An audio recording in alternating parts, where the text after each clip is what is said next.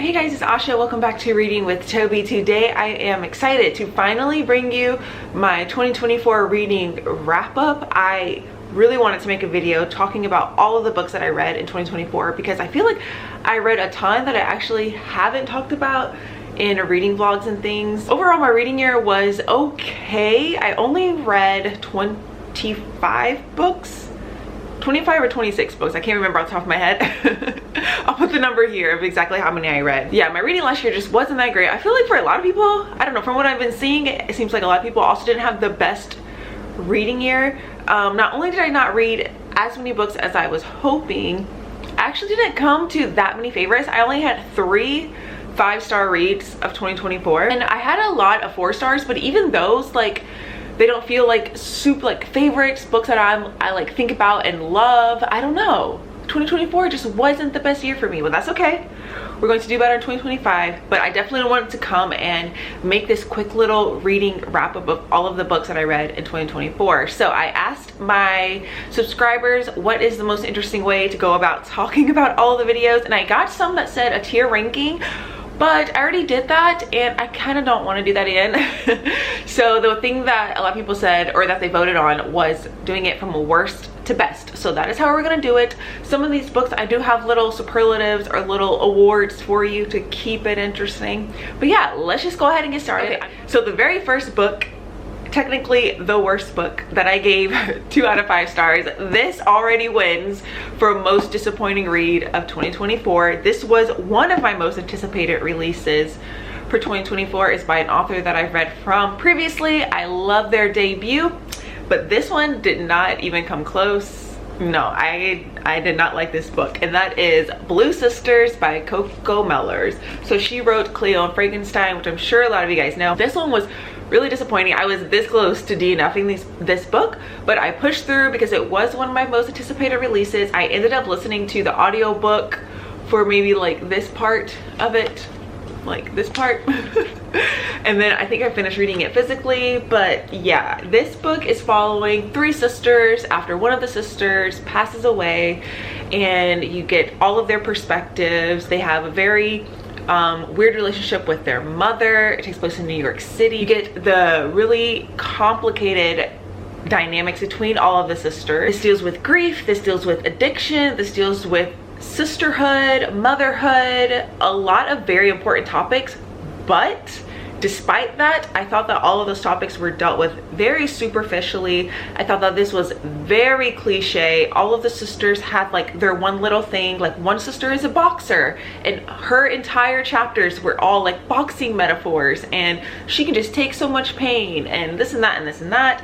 Another sister was a model, and it just talked about how she's so pretty, but she's still sad. Dealt with these incredibly important topics, but at the most basic level, didn't really delve into it that deep for me. And I also feel like it was very divisive and really tried to make the audience feel every single emotion that it could, and I didn't like that. So I ended up giving this a 2 out of 5 stars. The next book is a classic horror that I read. This is Rosemary's Baby by Era Levin. This book kept like showing itself to me at bookstores and being like, read me, read me, read me. So I finally bought it and I read it, and this one I ended up giving a 2.5 stars. This one I think is just a me thing. I do see how at the time, this was written in the 60s, obviously, how important and different it was. There was an introduction here by Chuck Palahniuk, and he talked about that, how at the time this was one of the first horror books that was more domestic, and instead of like having a family go off to an abandoned castle or bought this really weird haunted house, it took place in this very uppity New York City neighborhood, and that you can have a horror right where you live. So in that sense, I could see how it was innovative. But for me, I found it kind of boring. I wasn't really liking the main character. I wasn't liking any of the characters actually. However, I do think that if I had not seen the movie, because I did see the movie many years before reading this, I would have really enjoyed it because you already knew like what was going on. But I do think if you didn't know what was going on and you would just be like, what is up with these neighbors? There's something off about them. There's something off about this husband. Then I think it would have been really great. But the ending though, I will say the ending is what gave it that extra 0.5 stars because it took a turn that I was not expecting. Obviously even seeing the movie, and the last lines were very interesting. So this one, I think that if you're interested in Rosemary's Baby, I recommend it. If you've seen the movie, I don't think you're really missing anything. Like, I don't think you need to read the book.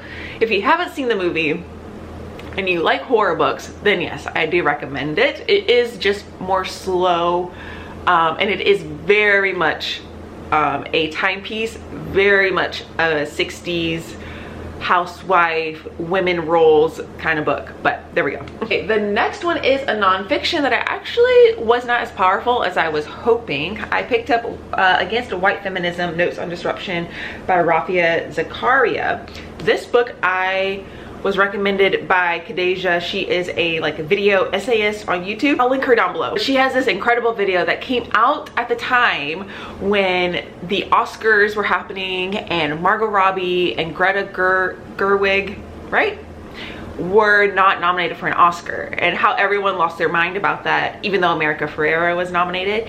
And she has this incredible video essay about that, and she talks about how this is like a demonstration of white feminism. And so I was very interested in this, so I listened to this. I do have some tabs at the beginning, but then I kind of lost interest towards the end, and I don't know, I think maybe this was just a little too basic for me, and I thought that's what I needed. I didn't think that I was very well versed in feminism. Like, obviously I know what it is, but yeah, I just felt like a starter point would still be good for me. There's just some things in here I just didn't find all that interesting. Her arguments just didn't like hit me, I guess. I feel like I didn't learn too many things. I liked it because now I feel like I can explain white feminism to people, which sometimes I have a hard time like putting my thoughts into words, so this did that for me. I also did like the, where is it? Sexual Liberation and Women's Empowerment. I did really like that chapter. This talks about how like sex positive feminism came out, but how then that was tokenized, how like capitalism took that into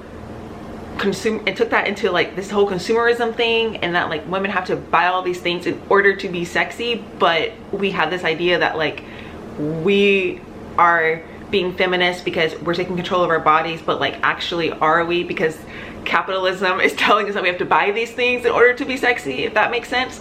So I really enjoyed that chapter, which I should go back and read that because I didn't highlight anything. So there were some like good points in here, but overall it just wasn't as like powerful as I wanted it to be.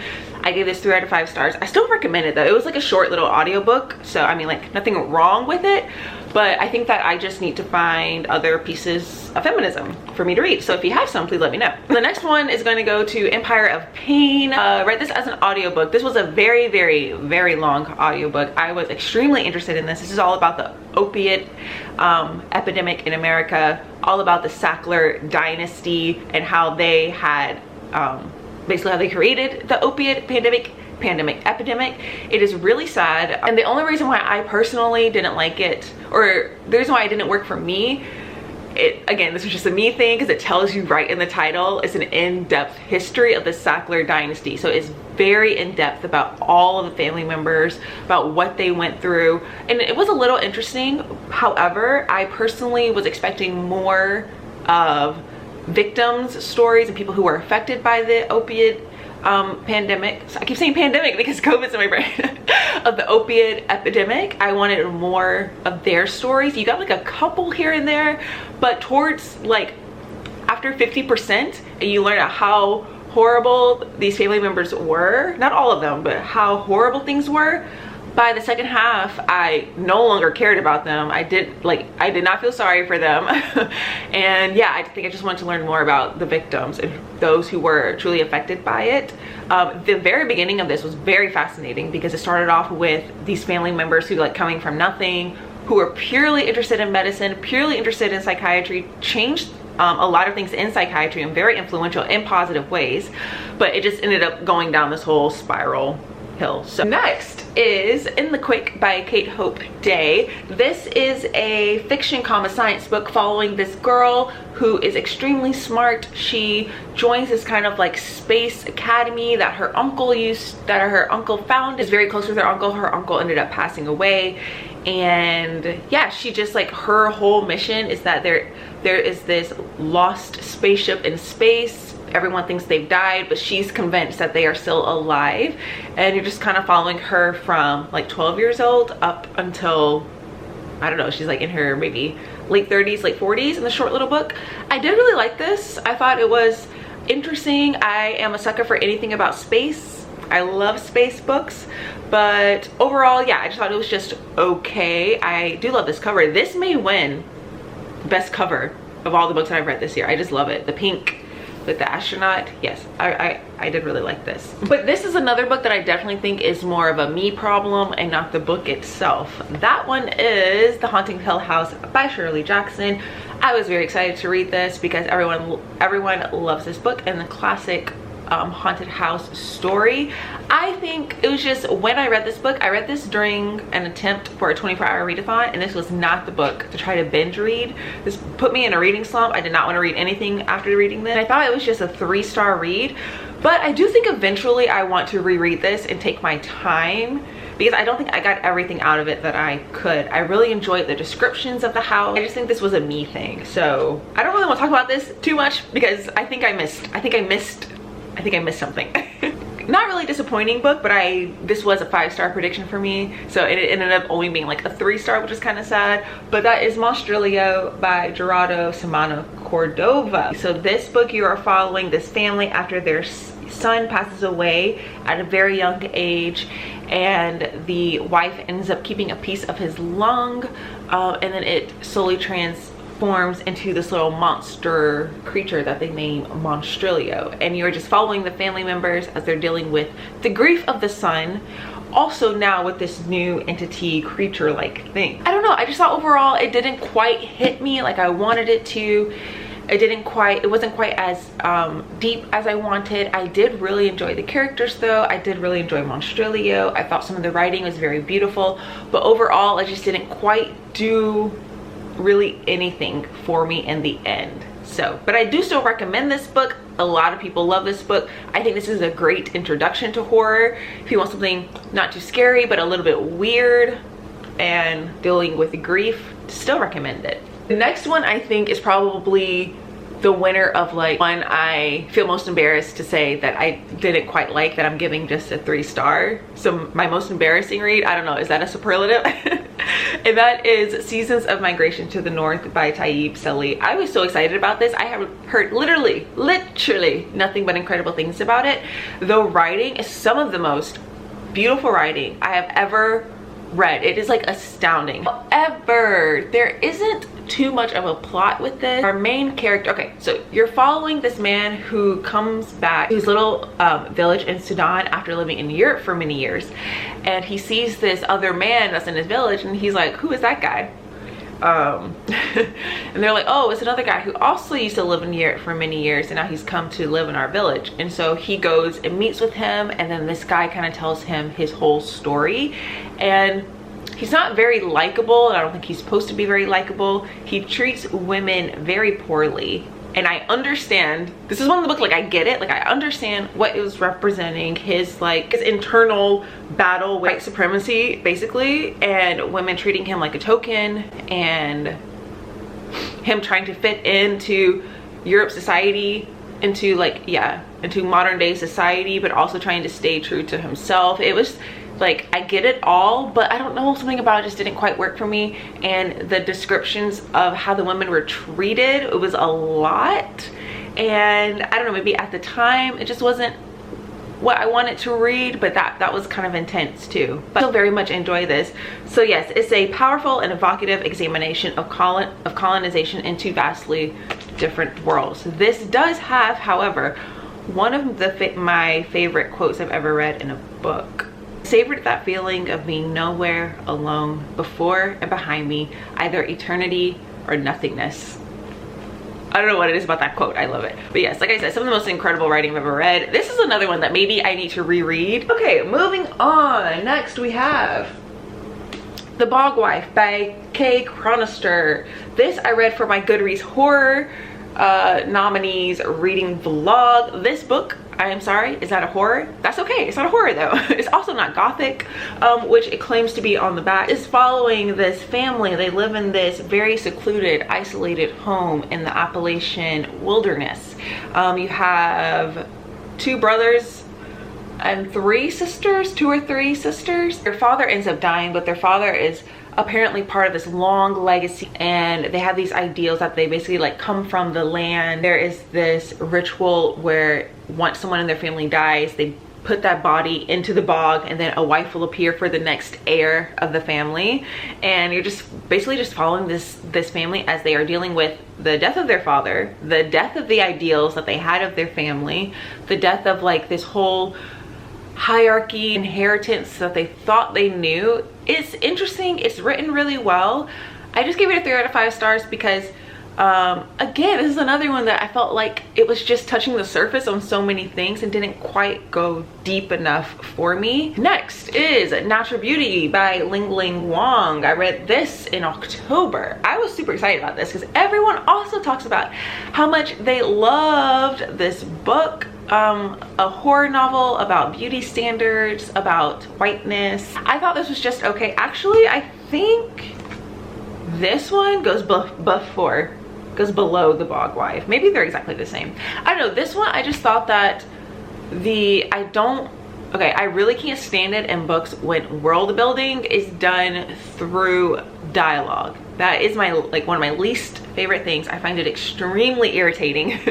And what I mean by that is it'll be someone being like, oh, what is that? And they're like, and then they give you paragraphs and paragraphs to explain it. Oh, so then that means it's blah, blah, blah. Yes, it's blah, blah, blah, blah, blah, blah, blah, blah.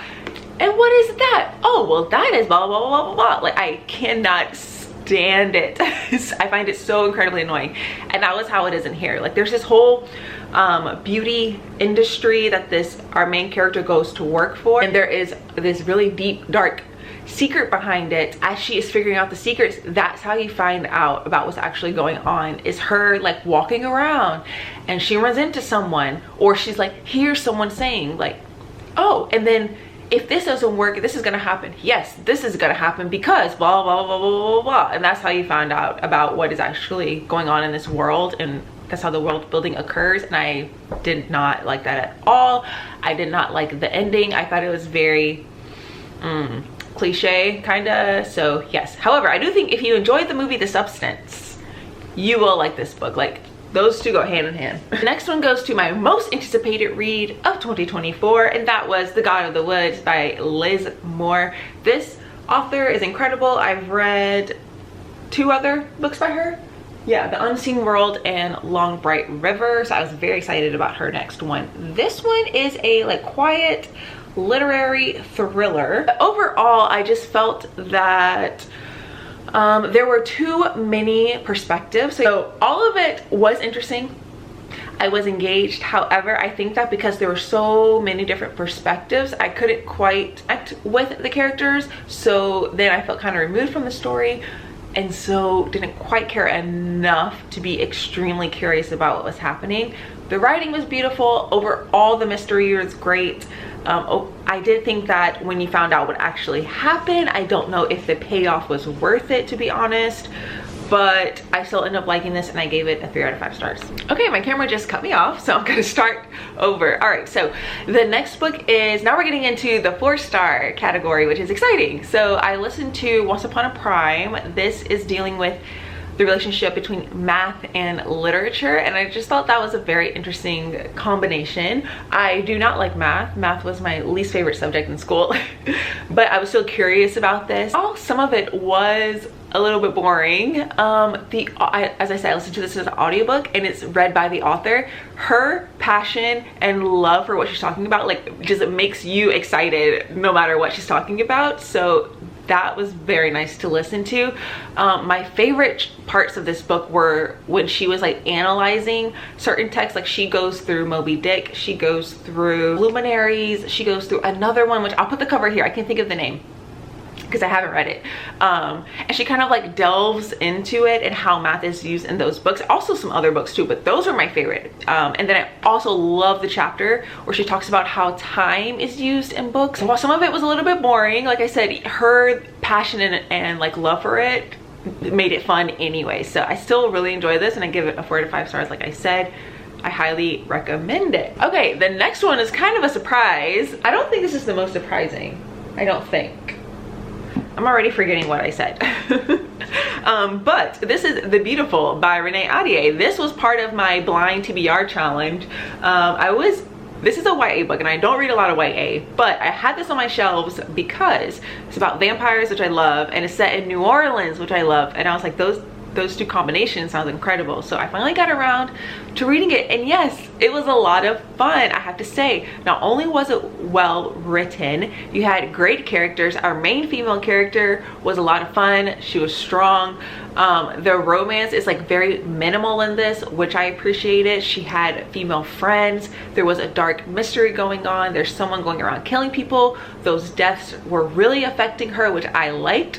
Yeah, overall it was just a lot of fun. I really enjoyed this a lot, actually. I even like tabbed it because the writing was really great.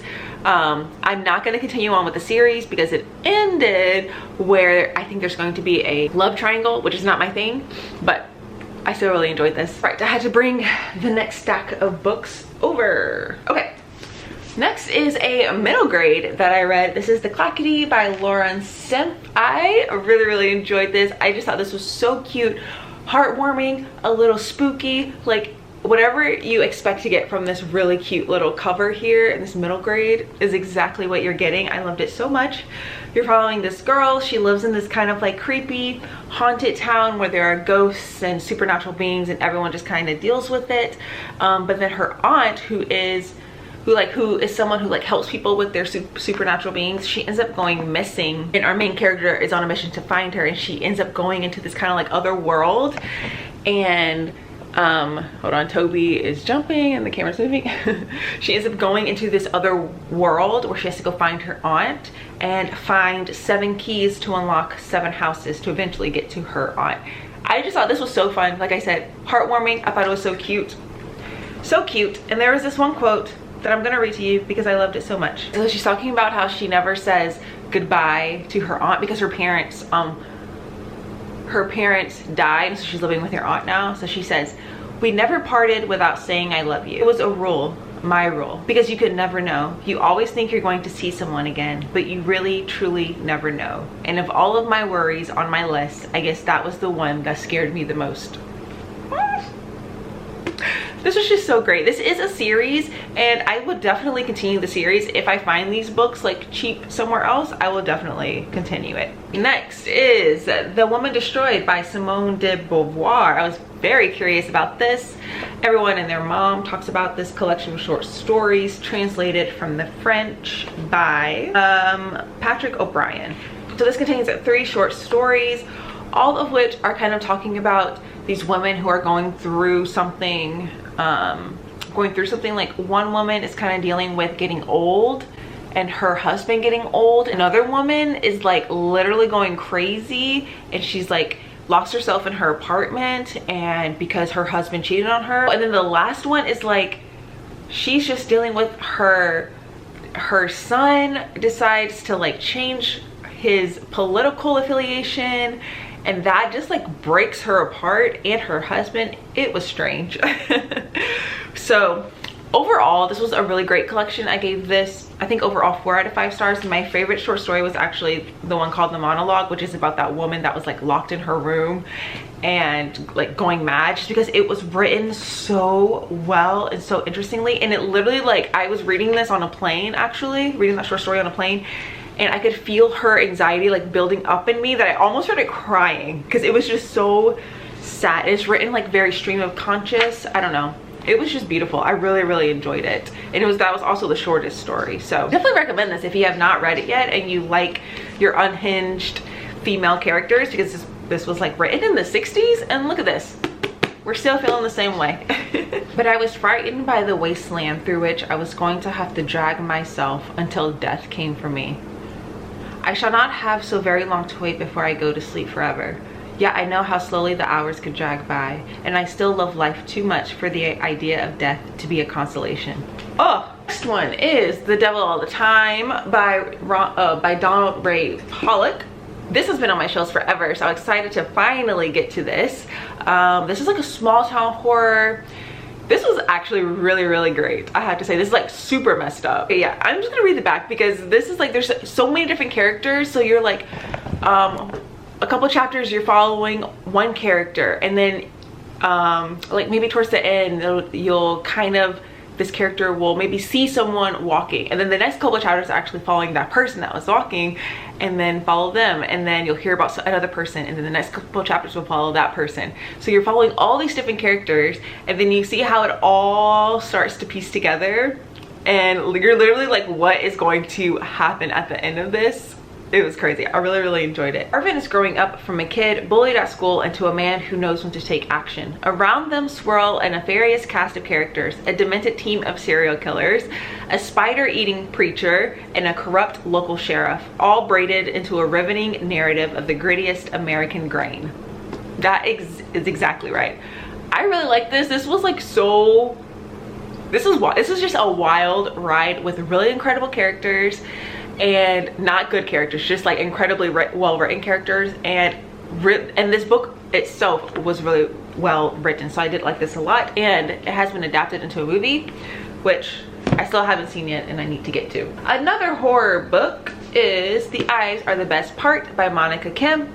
This one, I feel like most people know what this is about. I really enjoyed this. I thought this was a lot of fun, supporting women's wrongs, white supremacy, being an immigrant, fetishizing Asian women.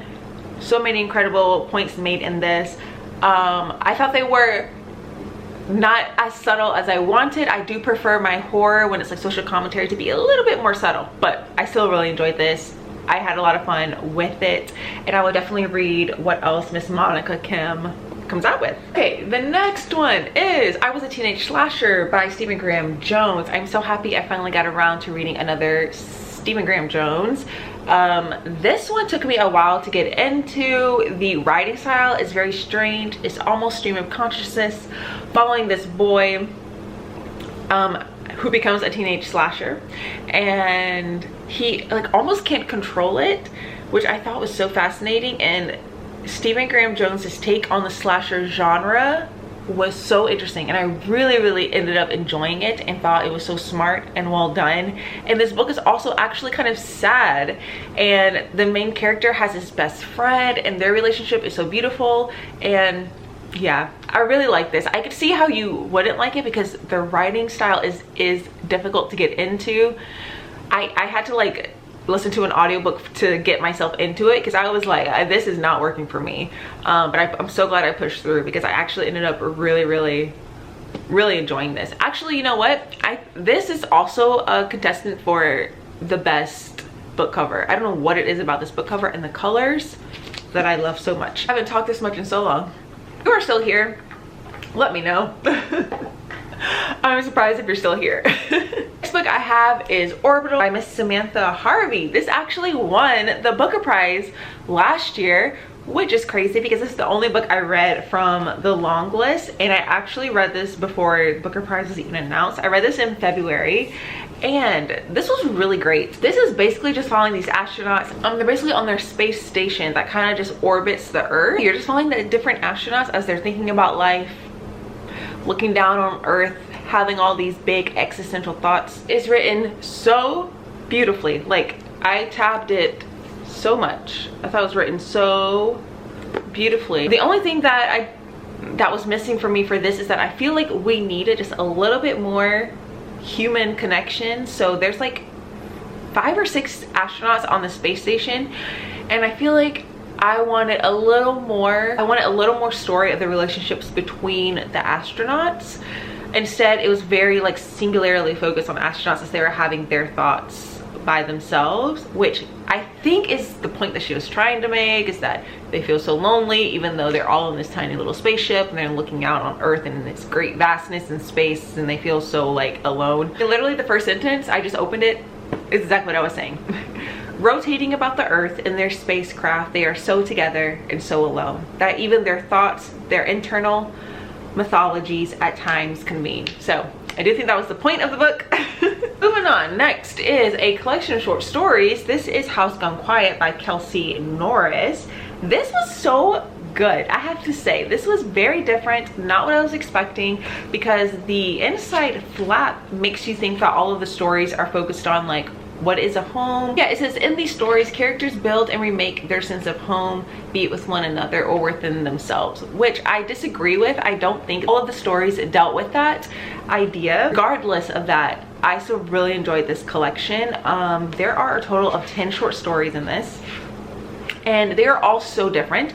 You have science fiction, horror, just a nice literary story. My favorites were the social ones on social commentary. There is a story in here, a Trump-like man is president and he declares that clothes are illegal now, and how, though ridiculous that seems, people go along with it. It's just like things like that. It's so weird.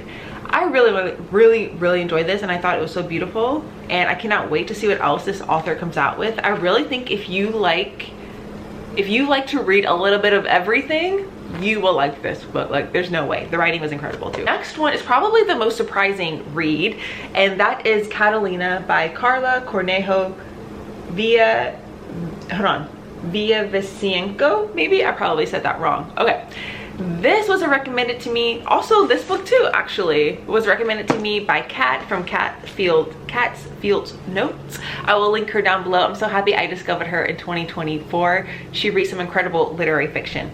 This was one that she recommended. This is a academia book following this 20-something who is an undocumented immigrant who is studying at Harvard. And this is written stream of consciousness, so as you're reading it, it's like a little funny, a little sad. You're not really sure like what the point of things are. You catch some of the social commentary things here and there, but I finished it and I was just like, oh, okay, yeah, that was good, a 3-star.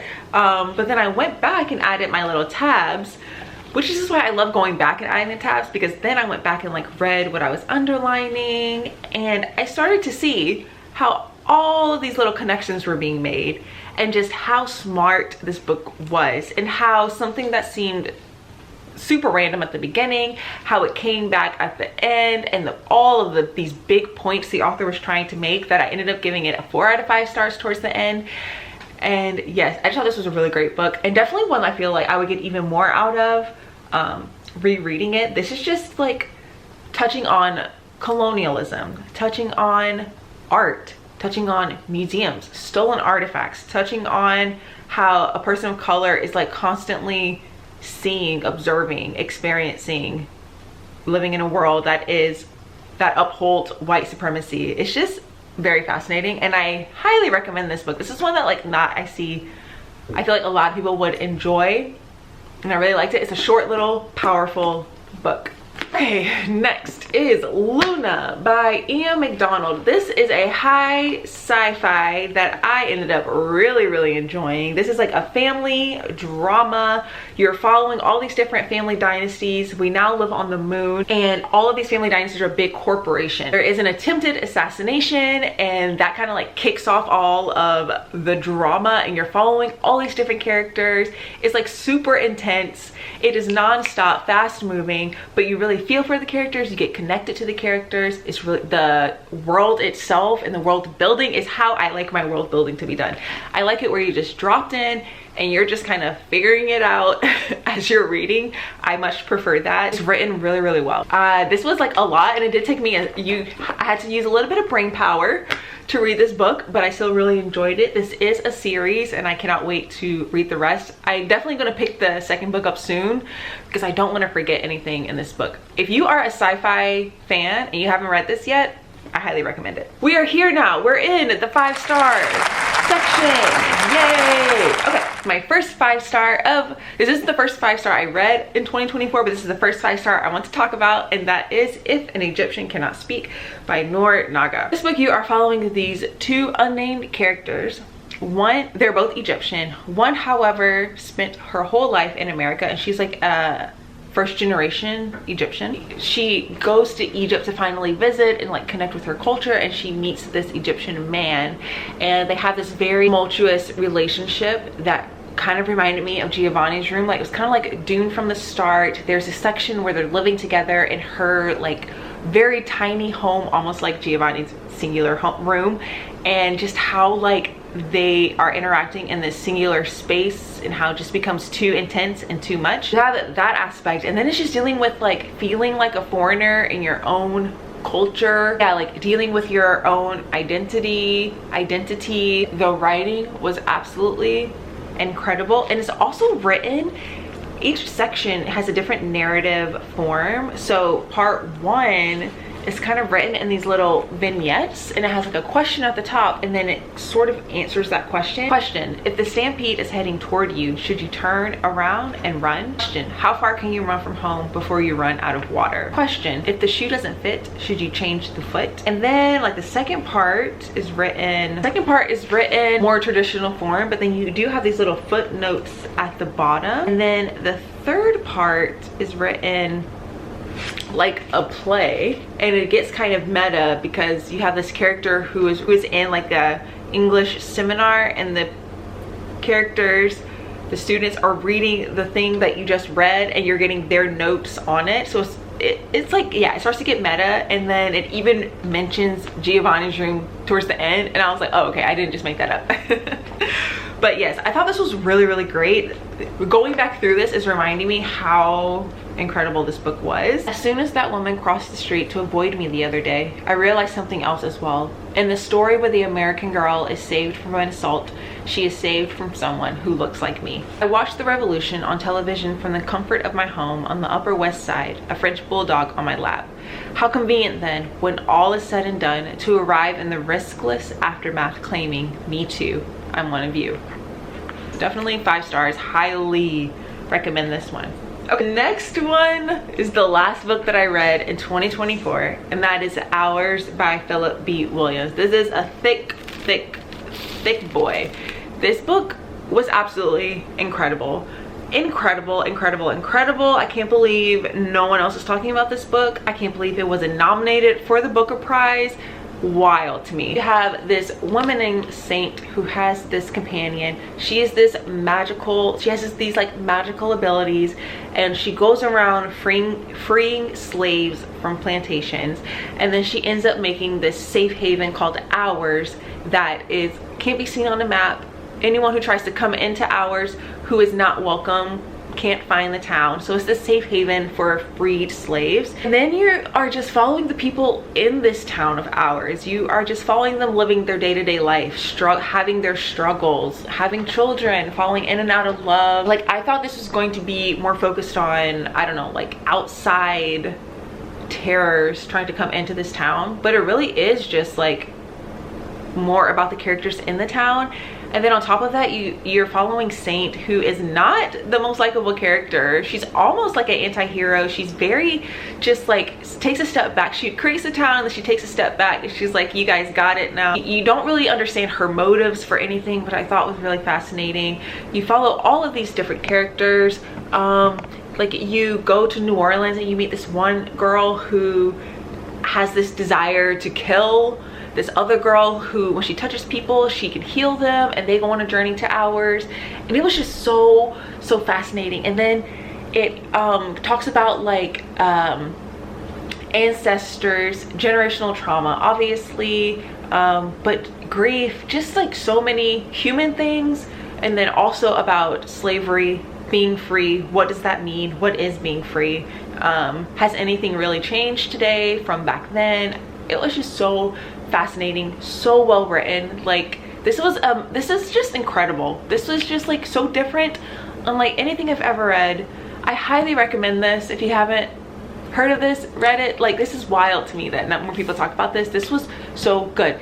And if the slave narrative is like making you not really want to read it or make you hesitant, if that isn't something you want to read about, which is also something that I don't like to read about, that is very minimal. Like, being in the actual slave story, it's really more about them now living in this town in Hours. Really, I highly recommend this. Book was truly a masterpiece. Like, this is truly incredible. And you can see how much I tabbed it because it is so well written. Okay, one more book to talk about before my battery dies. So this is my favorite book of 2024. It is very close to Hours.